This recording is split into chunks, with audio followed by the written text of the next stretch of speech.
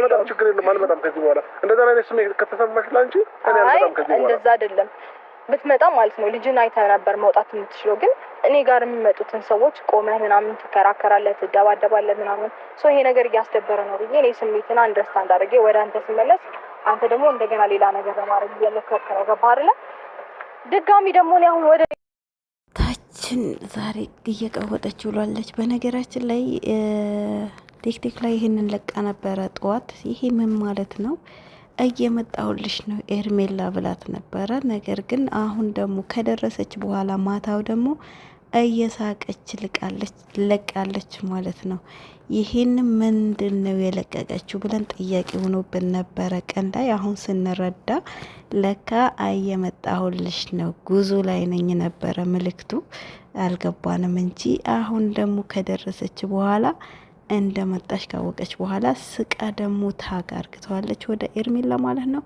አብርሽም የመለሰው መልስ አብረን እንከታተላለን እስከ መጨረሻ አብራችሁ ጠብቁኝ ላይክ ሼር እያደረጋችሁ ሰብ እያደረጋችሁ እነሱ አይተን እንመጣለን ሀሳባችንን እንሰጣለን ሌላም አዲስ ነገር አለ እስከ መጨረሻው ብቻ ቪዲዮ አዳምጡ አብረን እንያቸውና እንመለስ ስሜትና ፍላጎትን ስለማቅ እሺ ተምኛለሽ እሺ በቃ ነገ እናውራሽ ወደ ተረጂም ፍሪት በእናትሽ ነገ እናውራ በቃ ነገ እኔ አውራሻለሁ እኮ ነገ ማውራህ ግን ማለት ነው ነገሮችን እርግጠኛ ሆነክ ወደ እኔ ጋር እንደምትመለስና እንደምትመለስ ስሰማ ብቻ ነው አይ ካልክ ግን አሰላሙ አለይኩም ወራህመቱላሂ ወበረካቱ ወድና ተከበራችሁ ለልት ቤተሰቦች ሰላም ብያለሁ ሰላማችሁ በዝት ይበለልን እንዴት ናችሁ ደህና ናችሁ እኔ ያለሁላችሁ አልহামዱሊላህ በነገራችን ላይ ተወዛገብኩ በሰላም ነው ትላላችሁ እንዴት ናችሁ ደህና ናችሁ አላችሁ አለን እኛ በጣም ደህና ነን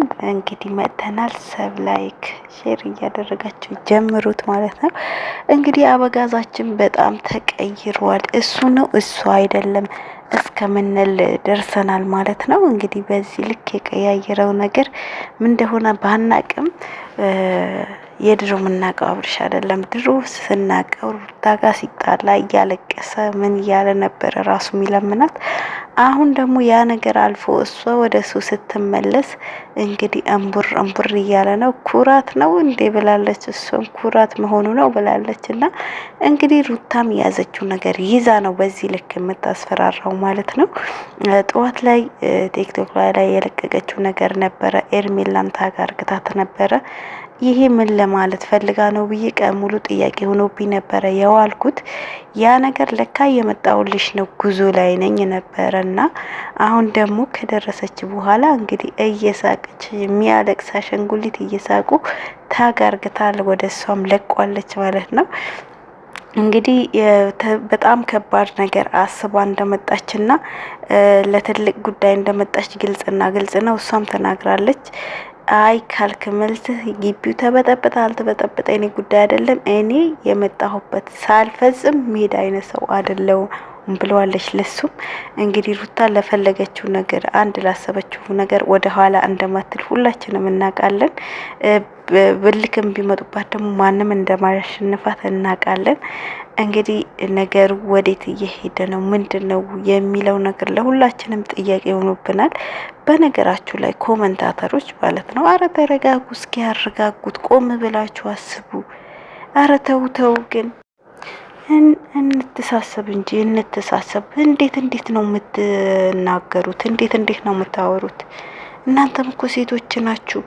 እሷ እኮ አልገፋችሁም ገፋት እንጂ እንዴ አንቺ ቆይ ባልሽ እንደዚህ ቢሆንብሽ ደስ ይልሻል በሷ ላይ የሆነው በእናንተ ላይ ቢሆን ደስ ይላችሁ ነበር ማለት አንዳንድ ሴቶች ናችሁ ሩታን ጥፋተኛ ስታረጉ የቱጋኑ ጥፋቷ እሷ በቃ መጀመሪያ ካረገው አንፃር አልተረጋጋችም ነበረ ከደረሰባት ከግፋን አሁን ግን ወደ ራሷ ተመለሰች ቆም ብላ አሰበች ከልጅ አባት ጋር አብሮ ለመሆን ወሰንኳለች የቱጋኑ ጥፋቷ እሺ መጀመሪያ ላይ እኮ ገና ራሰ ብዙ ነገሮች ነበሩ ንዴት ነበረባት ብዙ ነገር እያደረጋት ነበር እቺ ልጅ እኮ ሌላው ከረገዘች ጀምራ ስቃይ ላይ ነው ያለችው ወልዳ ራሱ እኮ አራስ በስነ ስርዓት አልተቀመጠችም አንዱ ሲልክባት አንዱ ሲሄዱ ሲረብሿት ራሷን ልታዳም ጊዜ አልሰጧትም ነበር ነገር ግን አሁን እሱ በደንብ አየችው፣ በሰዎች እያመጣች በደንብ ፈተነችው። እንደሚወዳትና እንደሚያፈቅራት በደንብ ተረዳች፣ አረጋገጠች። ቀርባ ካየችው በኋላ አረጋገጠች። የሷ ፍላጎት እንዳለው በደንብ ከተረዳች በኋላ በቃ ወደ እሱ ተመለሰች። ይቅርታ ጥፋት ሳይኖርባት ይቅርታ ጠይቃው ነው የቀረበችው። እንግዲህ እዩ የሱን ቤተሰብ በዚህ ነገር ውስጥ የሱን ቤተሰብ እጅ አለበት። ወንድሙ ነው እንደዚህ እንደምታረግ የነገራት። በነገራችሁ ላይ አብርሽ በጣም እየተንቀጠቀጠ ነው ዛሬ። ሄርሜላ ዱላ ይዛ ነው እንደምትጠብቀው ምንድነው አልገባኝም። ብቻ የሆነ ዱላ ይዛ መጠብቀው አይነት ሰው ነው የሆነብን። በጣም እየተንቀጠቀጠ ነው። ወንድ ልጅ በዚህ ልክ ደግሞ ሲፈራ ማለት ነው እንዴት እንደሚያስጠላ። ምንድነው የሚያንቀጠቅጠ? ቆፍጠና አትልም እንዴ አንተ? ከኤርሜላ ትዕዛዝ አትወጣም ነው? የምር ነው የምላችሁ። በእሷ ትዕዛዝ እንደሚንቀሳቀስ ዛሬ ግልጽ ነው የሆነው። በደንብ ማለት ነው በደንብ ያስታውቃል። ለማንኛውም ቤተሰቦቼ የነበረን ቆይታ ይሄን ይመስላል። በሰፊው እስከማብራራላችሁ ድረስ አሁን ብዙም ለማውራት አይመችም። ላይክ ሰብ እያደረጋችሁ ሰላም አለይኩም።